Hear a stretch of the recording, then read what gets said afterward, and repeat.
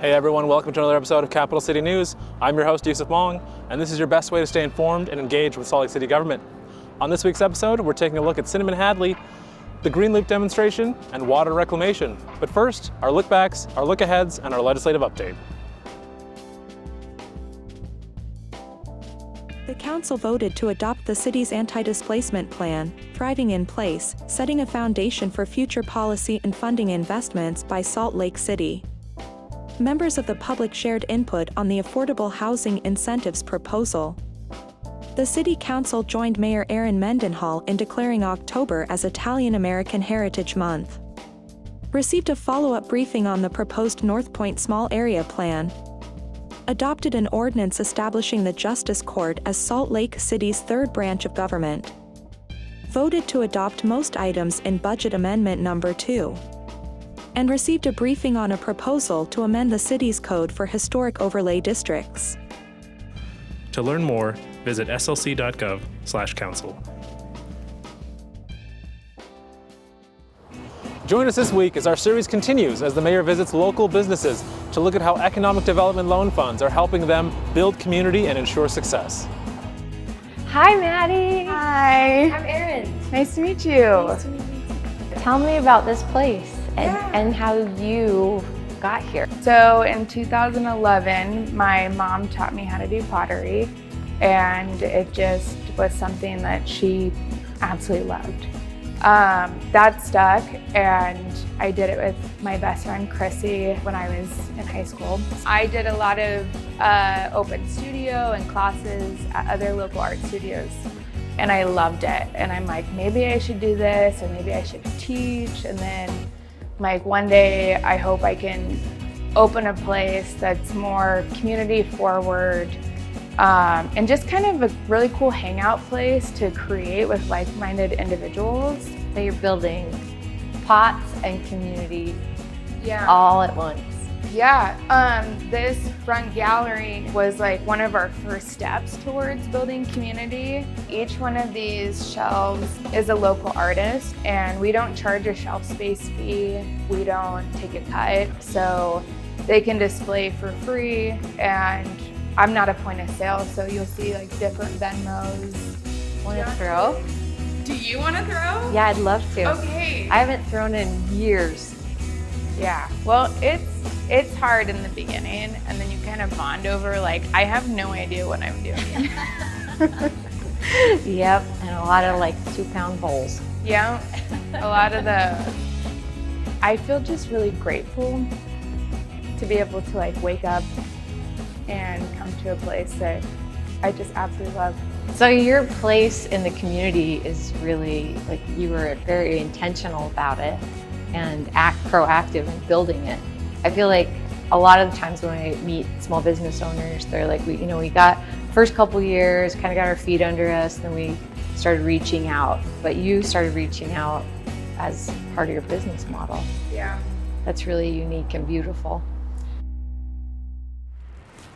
I love grass. I wish there was more of it. Plans are in the works though. Let's take a look back at the city's Green Loop demonstration from this past summer. Streets can do a lot more than just move cars, and that's really what the Green Loop is all about.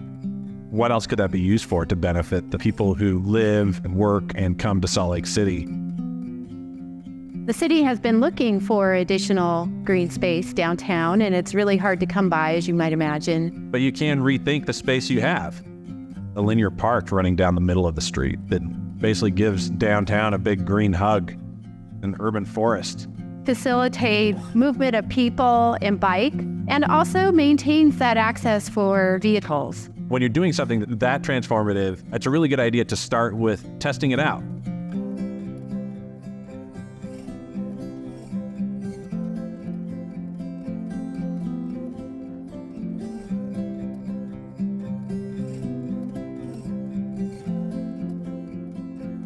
A demonstration of the Green Loop, the temporary installation to show people what's possible.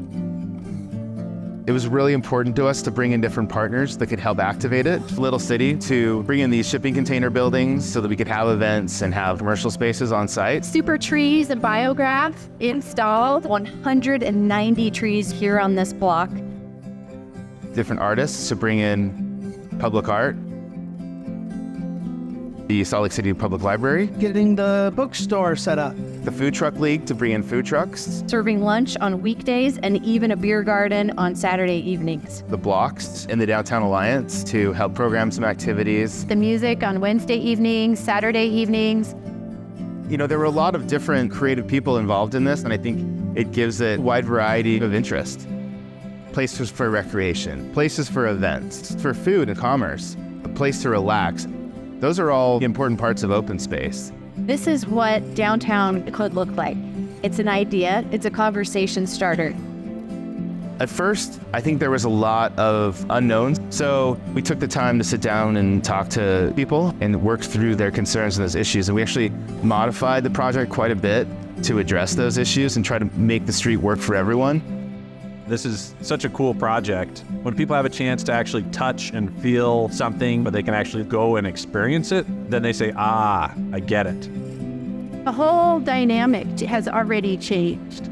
We had many people who were skeptics at first saying, thank you, please make it permanent. I think that's going to be a really important part of the Green Loop, building the project in the open space in a way that's going to work for all different people. So the first thing we learned is trees make a huge difference. The best and most cost-effective solution to climate change and the urban heat island, by far. The second thing we learned is variety is great in both time and space to actually activate that space. And with each partner, the project gets more rich and more interesting. The final thing we learned is when you design a street for people, the cars slow down. The median speed was barely above 20 miles an hour. That's kind of the magic speed at which people and cars can actually start to coexist. I would say it was a huge success. It's already brought so many people together to think about how we can create a more livable Salt Lake City, and we're just getting started.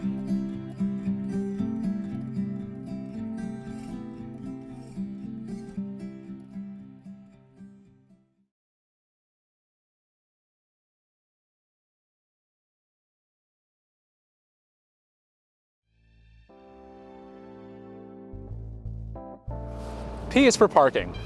It's also for pee, poop, and paper. Tissue paper. Stay tuned, guys. We're talking about water reclamation. Hello, Salt Lake City. I'm Jamye West, work for Salt Lake City Water Reclamation Facility, Department of Public Utilities. I manage the city's one and only wastewater treatment facility. We treat about 35 million gallons a day. And for those of you that don't know what we do, everything that goes down your drain within this Salt Lake City comes to our facility to be treated to a point where we can return it safely into the environment. We actually put it into the Great Salt Lake so that it can be reused in the environment. Our current water reclamation facility is about 60 years old, and we're currently in the process of building a new facility to treat the city's wastewater. The need for this project was brought to us by some new water quality standards and also the aging infrastructure. So our aging facility is getting old and it needs to be replaced.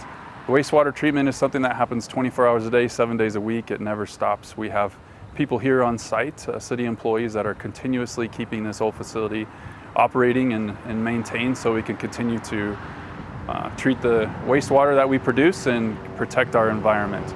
This new facility has been in design for roughly 7 years. We've been constructing it now for about 2.5 years.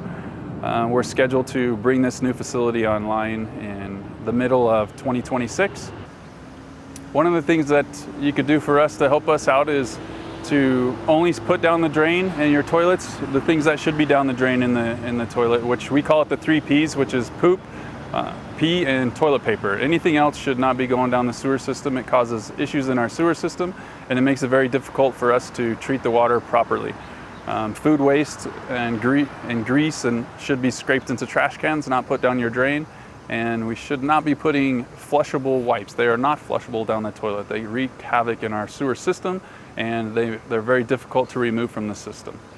If you'd like to know more about this project, this water reclamation facility that we're building, or you'd like to know more about our water system, you can go to our website, makeitpure.com, and learn more about our precious water resource that we have and how we can protect it and protect our environment and make sure that we are being good stewards.